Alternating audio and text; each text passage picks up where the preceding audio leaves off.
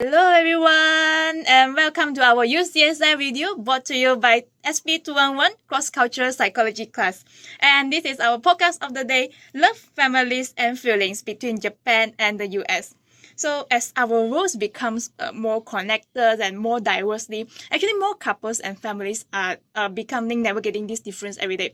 For example, like in UCSI University, we have a lot of international students where China, from Indonesia and even from the others country, which encourage more cultural diverse, and also we have some observe some cultural difference between each other. So in today with me and our wonderful co-host who will bring up this unique insight into this discussion.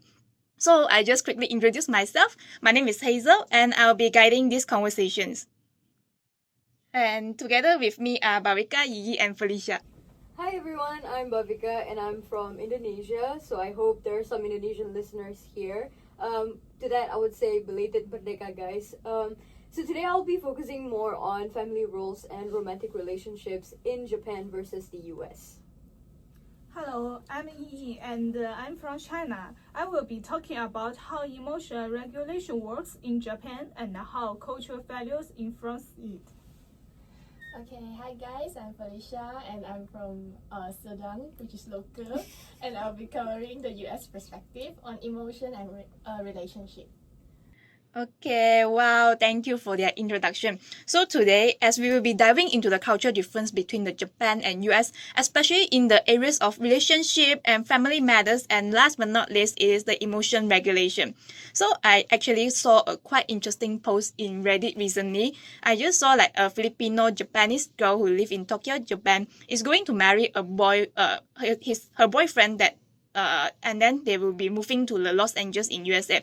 So she actually mentioned that she wants to know more about the cultural difference between the Japan and USA, because she said that the Japan media actually portrayed that the American is very aggressive, but somehow it also provide a lot of career opportunities for them, which she thinks is a very good things for her.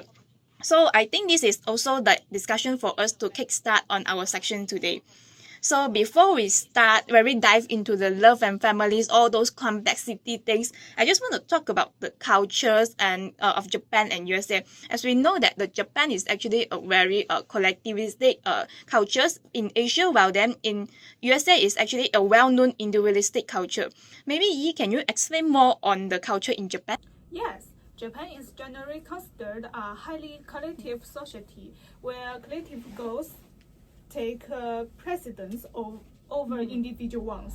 Whether in family, work, or school, this culture emphasis on group harmony significantly impacts emotion regulation, as maintaining interpersonal balance is considered more important than openly expressing personal feelings.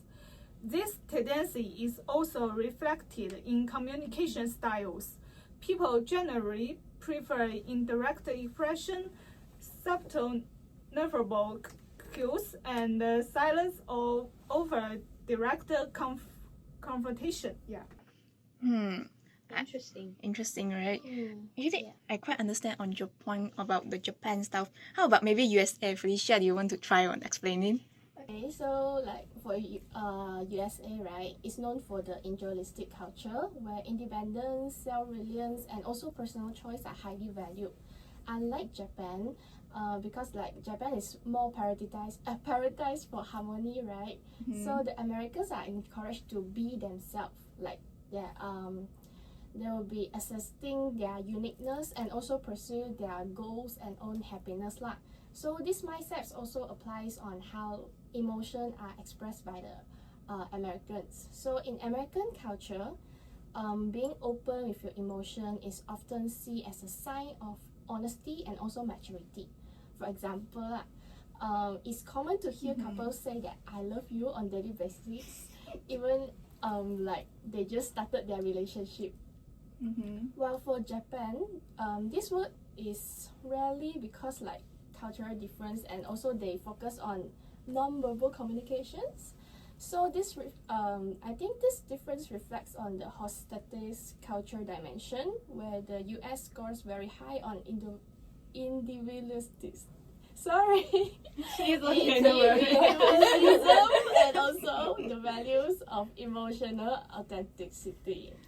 Wow, I saw a lot of like all those points are coming out, and then I think it's very interesting that we can see that the both countries, although they are in the same earth using the same resource of water, land, and in the motherland, but then they have already have different culture that in the root of history. I think both of this culture will be making one of the factors that can influence the love and relationship through their thoughts and also their emotion expression, which I think it will be causing this podcast interesting today.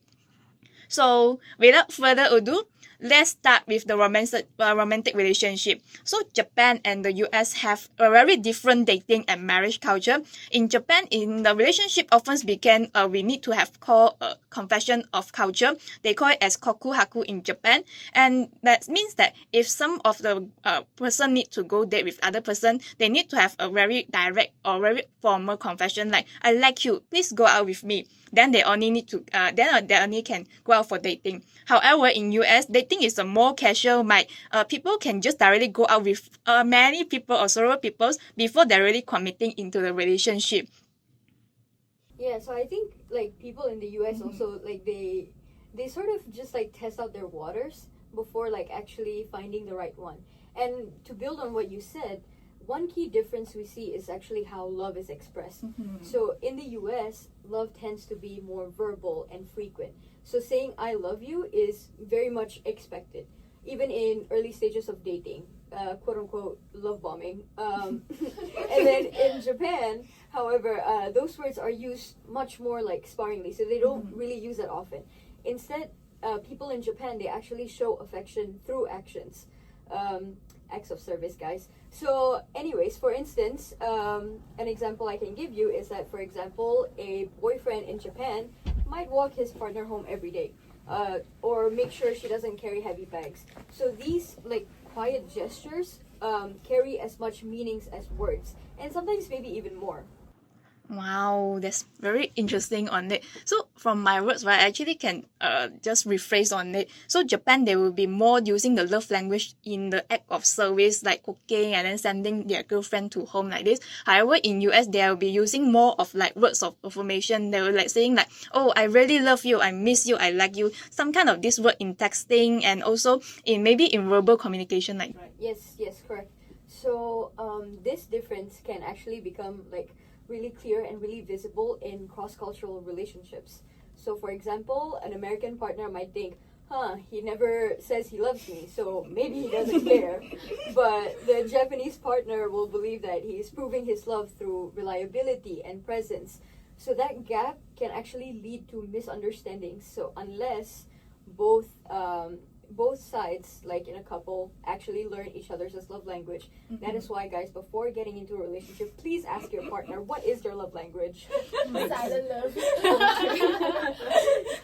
Yeah. So in the who is listening to the video and they think that either Japan or USA guy, just please don't misunderstand them because they have different of love language compared to you. And yeah, just most important, like Bhavika just said, ask for clarify because before you slap them out. So I'm actually very quite curious on is there any like psychological theory is linked to this love language? So actually, interesting enough, so this difference is actually tied back to Triandis' theory of individualism and collectivism. So basically, it's talking about how in this context, like Japan is considered a collectivist society. So people are actually encouraged to put harmony, stability, and the needs of the group before their own personal needs. So this often means that individuals are very careful about how their actions reflect on their family, friends, or community. So in contrast, people in the US, they lean strongly towards individualism, which honestly, it's emphasizing personal choice, independence, and expressing your own identity. So even if it goes against the group's expectations, they're still gonna do it anyways. So even something as personal as romance can actually reflect these cultural values. So for example, Japan's focus on harmony and discretion versus America's like emphasis on openness and also self-expression. True. Because I think this is also a fact point that we can see in social media, right? Especially the celebrity. You can see, obviously, the USA actor, for example, the Brad Pitt. I think he's the most famous actor recently that you acting on the F1 movie. So he actually rarely shows his girlfriend's photo on social media without any hesitation. They don't care on how the other people judge or comments on them, even though they have accidentally take photo by the other people and then post into social media for some maybe some kind of need to like promote their movies, but then they just don't care. They just it's okay, just my language or my kind of my expression, the love to the other's girlfriend. But however, in Japan, celebrity like Nana Komatsu and Masaki Suda, I think it's also very well known in Japan movies. The Drowning Love is rarely post on their daily life interactions in the social media, although they have already been married. So I think this is also a part of due to the Japanese idol culture reinforced on the no dating rules, which where keep their dating in private. Yeah, agreed. And also, just to add on, like I think Brad Pitt doesn't really like post his girlfriend because I think he's afraid to break like a lot of girls' heart because I mean he's fine as hell. Oh. Understand? But I think Brad Pitt, like, is it a he? Yeah, Yes. I think he's having an interesting love story life that's why like he don't want to post it. Oh yeah, Right, the lore runs deep with Brad Pitt. Oh, interesting life. I think his dating history is longer than my Netflix watch list. Oh, might be. Shh, this is life, huh? Okay, so coming back to the questions in Reddit. So imagine an American woman is dating a Japanese man, and then she might be feel insecure because he rarely say I love you, while she feels showing a love through action.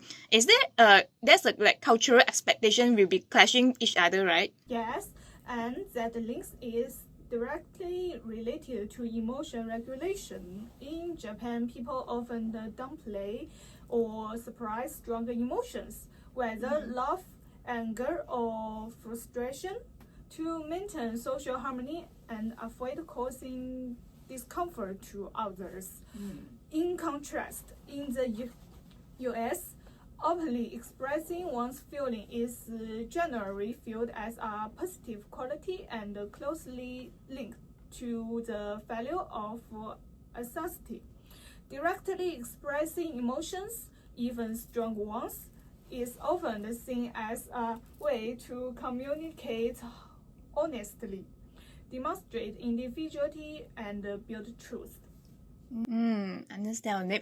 Maybe we briefly talk about the families. How does this culture's norm actually shows up inside the family? Bhavika, do you want to try on it? Yeah, sure. So, from what I know, in Japanese families, there's a value called gaman, which means endurance and patience. So, kids are basically taught not to disturb the peace. Meanwhile, in US families, children are actually encouraged to share their opinions, even with parents. So, children are actually raised to be in Japan, actually, children are raised to be mindful of others, to endure difficulties without complaint, and to avoid disrupting good group balance. I guess there's both pros and cons on both views. For example, like a Japanese teenager might stay quiet if they want to study abroad because they don't want to burden their parents. Or in the US, in contrast, a teenager might actually push hard for independence and say, "This is my dream, and I need your support." So I guess even from this, it actually like it's actually really showing how Japanese is very collectivist in a way because they put like others' needs above their own, and meanwhile like in the US they're more like, I wouldn't say self-centered, but I would say self-centered for like a better word. But yeah, they're more individualistic. That's the word. There you go. Yeah, and I want to add on a part. So like there's also a clear contrast between US and Japan for gender roles. So in Japan, right, women are still strongly influenced by the old cultural ideal of Rosai Kenbo, which means that being a good wife and also a wise mother. So even though Japanese women today, they work in professional careers, but they are still expected to carry most of the responsibility at home. While in contrast, in US, women also juggles multiple roles, but there is a stronger expectation for men to contribute equally. So, for instance, like nowadays, American fathers will actively involve in parenting. For example, like attending school events, changing diapers, or even cook dinner for the whole family. So this cultural shift reflects on the Americans' emphasis on gender equality and also partnership. And there's another theory comes up. Theory again. Theory again. It's according to the tradition theory. This shows that I can't say this word. Individualistic culture allow both men and women to define their own roles instead of being bound by the tradition expectation. Okay. Since we come to this context, right, maybe I just throw a quick question to the other side. Which type of fathers or mothers do you have in your house? Okay, so in my home, because my mother is a teacher, so she is very strict, especially in my study. But when I don't do well or make a mistake in the life, she will reason with me patiently. But compared to my mother, my father is a leader, but sometimes he is a little naive. He is as angry as a child. If you use the method of the child psychology, it will be very effective to him. Wow, interesting. Okay, I think mine is totally contrast because like my mother is the leader of the house. Wow. And then my dad has to agree on every decision made by my mom. So like, yeah, everything my mom say, he's just yes, yes, yes. Okay. I think from my household, like everyone's just pretty chill and everyone's very like rational. Like I think we don't really like follow who's the dominant one or this and that. Like everyone's just like pretty reasonable, and like even in terms, I think there's some similarities. Like some similarities as in like Yiyi mentioned that her mother was a teacher. My mother was a teacher too. And then I guess that's only one similarity then. Sorry, but yeah, I think my family is pretty chill. They're very like easygoing, so it's not like it's never fussy with them. I see. For my side, right, I think it's a bit of like traditional Chinese that when you go outside, right, the power one will be the father, while in the inside in the home, right, the most command one will be my mother. So it's like we're kind of well balanced on like, I think it's like giving face or giving respect to each other. Like if you go outside, like my father will be saying a lot of things, and then my mother will be like, okay, yes, I agree with you. but then when it comes to home, right, it will be completely different. My mother say what, right, my father said yes, can just go on. So since like, by the way, we just talk about the family's matters, right? So Bhavika, do you want to talk more about on the Japan and USA in terms of the family's matters? Of course. So Japan and USA, they actually have very different family roles. So trigger warning, another theory coming in here. But Hofstede's cultural dimensions give us a clearer picture of why these two cultures have very different family roles. So based on research, Japan scores high on masculinity, which that doesn't mean it's like male oriented, but rather it means that the society actually values competitiveness, achievement, and they have like clearly defined roles within the family and the workplace. So traditionally, this has translated into men being seen as breadwinners and women as caretakers of the home. Although this is slowly evolving in modern Japan. In the US, however, they're also still like leaning towards masculine, but they tend to show more of a balanced approach. So competitiveness and achievement are definitely valued, but there's also stronger social recognition of gender equality. So with ongoing movements advocating for women's rights, shared parenting, and also workplace diversity, the family roles in America have become more flexible compared to the traditional expectations in Japan. Another psychological theory again. Yeah, sorry guys. Sorry, For the guys. studies. But We are also, psychology students. yeah, exactly. We're psych students. Bear with us. But you know what? Just a cherry on top. Like another theory-ish to tie it all together. So these contrasts actually highlights how the cultural values influence not just the public sphere, but it also affects the intimate structure of families. So this shapes how people actually define responsibility, identity, and success at home.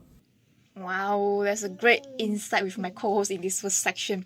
We can see that actually the love relationship is a very complex aspect. Just like how we just say, love is all complex. It's all very you cannot describe in a word like this. But which I think this is also influenced by our culture in terms of gender roles, family matters, and also most importantly is the emotion regulation. So maybe we'll have a short break by listening to our UCSI radio again. So please don't leave the radio as we are going to move into how emotion themselves are managed across this culture on the next section. So see you later in UCSI radio. See you guys. See you.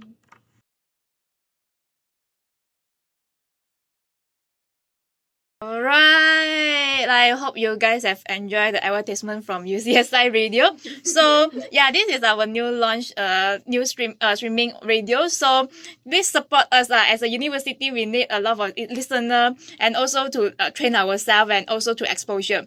So just now as we just cover about the part of love relationship between Japan and the US, I sure you all already now very exciting on know how does the emotion regulation actually differs in Japan and the US and how it affects inside the relationship and families. So maybe in this conversation, maybe we just start with Yi. Can you talk more about on how Japan regulate their emotions? Yes, okay, Ken. In Japan, restraint is considered a key element of social interaction. People often rely on tadma. I think it's like this, yeah, to maintain harmony and avoid open conflict. For example, in a family setting, if a couple argues, the wife may choose not to express his dissatisfaction directly. Instead, she may remain silent, withdraw emotionally, or express herself through indirect means. The purpose of this is not necessarily to conceal her feelings, but to prevent the argument from escalating and to maintain the overall family atmosphere. This is particularly important when children are present, as open conflict is seen as potentially descriptive to family harmony. Actually quite impressed on the Japan culture which deeply influenced by the Confucian concept, and they still remain this concept like the in a very specific term. They just give them the names for it, like for example the tatemae just talk about by Yi. And as we can see that in Japan culture, right, it's very deeply rooted into their history and then it's successfully passed down generation by generation. I think this is also showing the power of collectivism. Yeah. So maybe Felicia, do you want to like talk more about on how USA in terms of culture? Of course. Okay, so in US, their emotional regulations look very different from Japan. The Americans believe that expressing emotions openly is more healthier and also more authentic. Like for example, if couple has disagreement or argument, the usual approach is to sit down and talk it out instead of like keeping quiet, keeping silence. So the couples might even go to therapy together to work on their communication skills, which is so different from Japan. Okay. By having this like discussion or argument, right, it sometimes can be heated or emotional as they view as a way of solving problem honestly. And yeah, just like I mentioned just now, this is very contrast with Japan, where conflicts are often avoided or managed indirectly to protect the harmony. And also I think this also applies to the families lah. Like in US households, their children are encouraged from a young age to share their own opinions and also emotion, even if they disagree with their parents. Like, I want you to do homework now, but they say no. Okay. So I think this comes from a cultural belief that independence and also self-expression will build confidence of the child and also anyone. Like for example, an American teenager might openly argue with their parents about wanted to study abroad, while a Japanese teenager might stay quiet to avoid the burdening to the family. I see. So I just rephrase it. So for Japan, there will be more like inner peace, don't want no fight, no fight. But then in USA, like if I don't talk outright, if I don't talk about it, right, I will not peace. My inside will not peace. I will need to talk, right? To express out, right? If I want it, I get it. Yeah. I think this is also a huge difference between these both countries. So we just imagine on this. So in Japan, like in the family dinner, if the father criticizes on the sons about the grades, right, so the son will be maybe staying silent to show the respect to the fathers, because what the father says, it might be like he will like showing the respect to him. But then somehow in US, right, they will be arguing back and explain why they need why they're getting these low grades or that kind of high grades something. So because that the independence and the voice are encouraged to voice out. I think both sides are regulating emotion differently. So one is with silence and then the others with expressions. Yeah, and also the gender still play the important role in emotional expressions. Like in Japan, right, the women are often expected to act as emotional caretakers, so in order to maintain the peace in household, while the men are expected to remain stoic and not show too much emotion. I think they are quite suppressed, right? Stress. Yeah. However, in US, it's more socially acceptable for both men and women to show emotions openly. Surprisingly, American men may still face some pressure, like they have to stay tough every time. And that's Cannot some sad. toxic masculinity, guys. Yeah. But I think now it's normal for them to like share their emotion, whether cry, expressing love, or even seeking emotional supports lah. So these changes reflects the cultural movement towards gender equality and also the emotional openness in relationship. Okay, so based on it, I want to share that in my country, China, Interesting. when we face this, the children reaction would be like this. In most cases, Chinese children tend to remain silent and refrain from directly contradicting their parents. I feel like respect for elders have been upheld since the ancient times. Confronting parents at the dining table, public setting, is often considered unfellow and immature. However, unlike Japan, the silence of Chinese children does not necessarily mean acceptance. It is more like enduring for now. They may look like for an opportunity to explain perfectly after the meal or develop residence in their hearts. Moreover, when Chinese parents criticize their children, they are often quite direct, sometimes using comparative remarks such as, "All the kids did well on the test. Why can't you? Why?" Yeah, it's like that. Their intention is usually for your own good. Yeah, they usually say it. I hate it. Okay, I have a scenario. So imagine a couple in Japan arguing about finances. So the wife might actually choose silence, not because she agrees, but because her silence is her way of preventing escalation.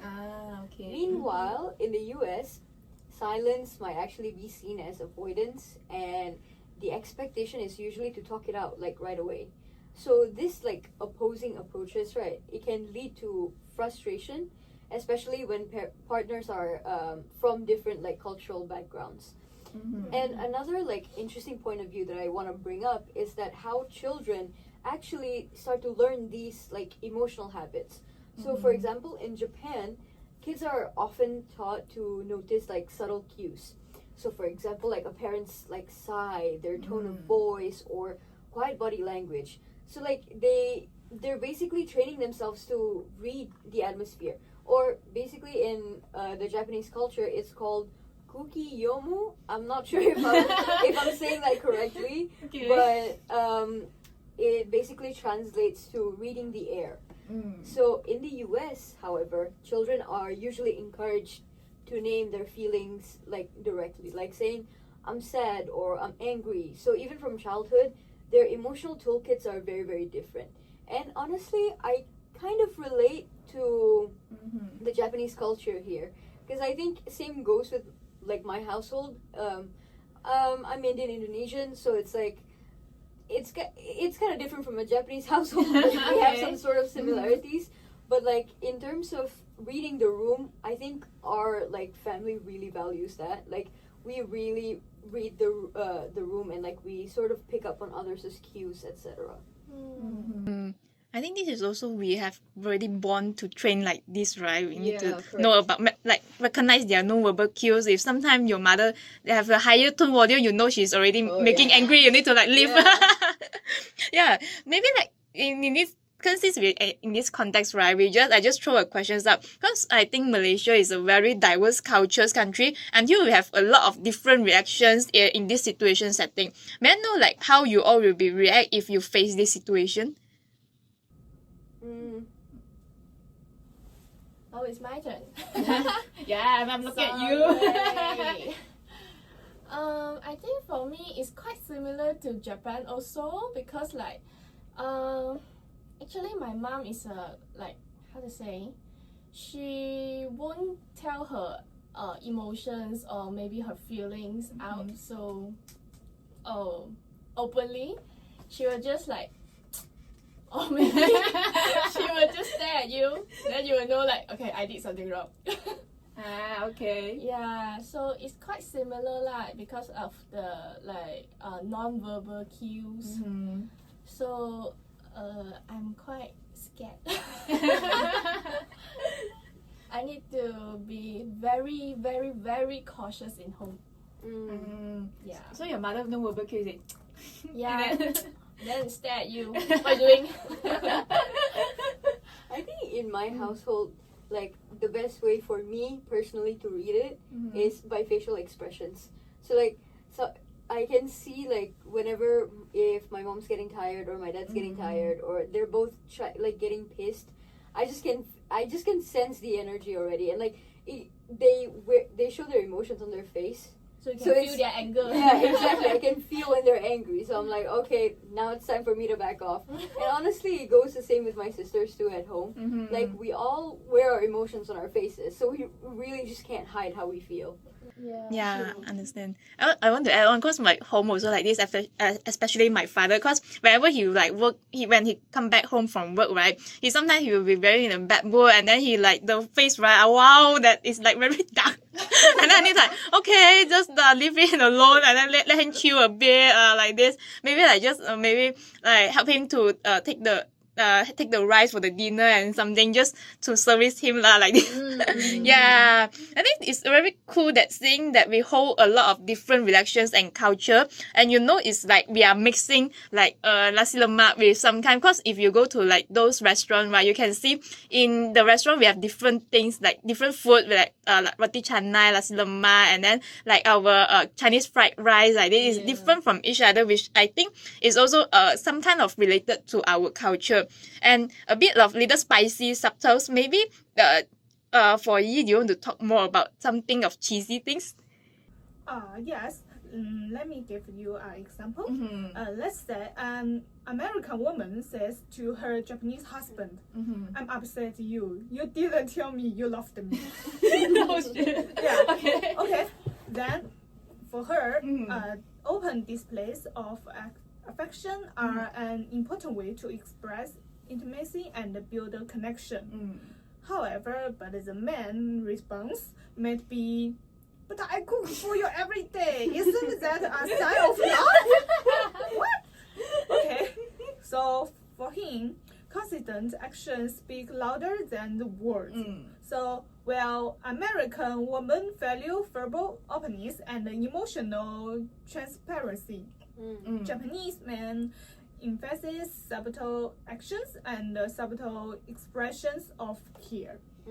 Wow, oh gosh. I think I've already have some stereotype between Japan and USA already. Because what you said just now is like we are making kind of a drama called the USA, maybe the Love Edition. Don't leave us here. Yeah, we are just comparing culture. No, we don't have any stereotype. Yeah. So I mean, just continue listen us. I have one too. So like, if cooking is a love language, then I must be in a toxic relationship with GrabFood because I'm a foodie. Oh my god, that And is it so will true. show up every night, but I never say I love you. Yeah, I barely even see the driver, so how am I gonna say I love you to him? But yes, toxic, I very will just toxic say thank you, relationship. bang. I don't even like drop off at my condominium there. Yeah, exactly. And sometimes the speed is so low. Yeah. Okay, before we start all the questions of food delivery habits on GrabFood, maybe we just let's get serious for a second. We have seen like the Japanese way, the American way, and then the big question is which actually the system is better in terms of the culture. Honestly, I think it's not really about which system is better lah, because like both system has its own strength and also weakness. So for the Japan's restraint, it creates peace and also stability. However, sometimes it may hide deeper feelings lah, so that like the example of silent love. And for the US, openness builds honesty and also authenticity, but it also can increase conflict because like you express it out, so you're shouting at each other. Yeah. So the truth is, I think both approach have its own value depending on the context.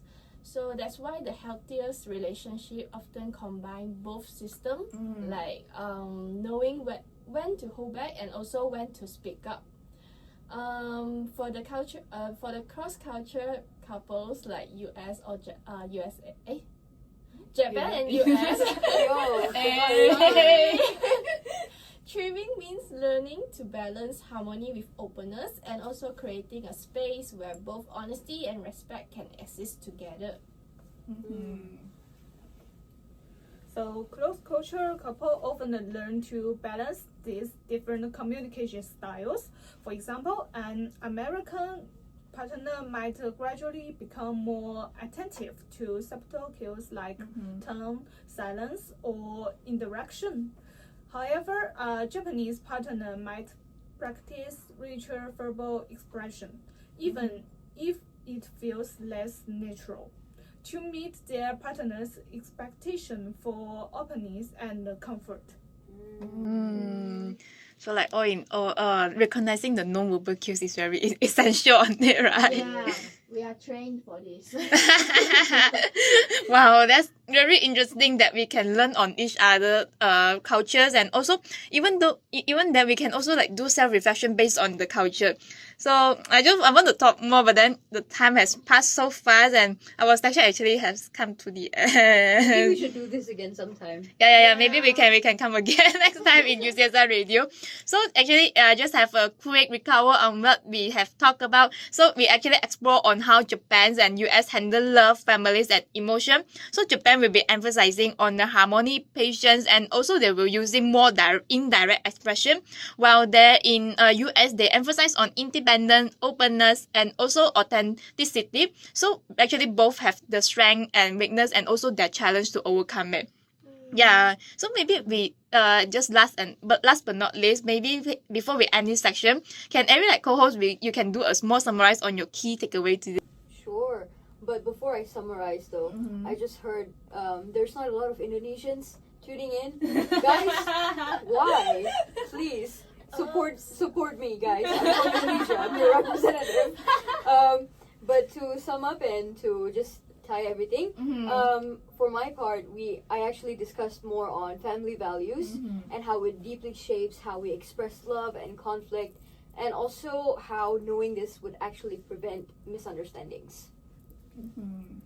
So for me, emotion regulation is cultural. Silence in Japan can be love just as much as word in the US. Also, I share something example from my country. Yes, I think you can. We just listening to just now, yeah.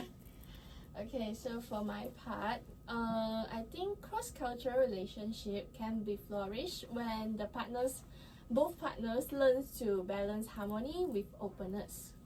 That's for my part. Yeah. What a productive session, though. Yes, we are very. productive. We are throwing those theories and then all those psychological points into I it. hope no one fell asleep from the theory. 'Cause, guys, it's interesting to us, okay? Don't judge. Yeah. I think although you are not psychology student, it's also interesting to know more about other courses like this. Yeah. Like even though we are psychology student, we're also learning about mass comm in radio. It's streaming all these things. Yeah. So yeah, I hope you guys have some takeaway in this section. So thank you for joining us. We hope you enjoy this deep dive into the culture, love, and also feelings. Until next time, stay curious and keep learning about the world around you. I'm your host of the session, Hazel, together with me, Bhavika, Yiyi, and Ferlicia. And last but not least, the section brought to you by UCSI Radio. See you next time. Bye bye.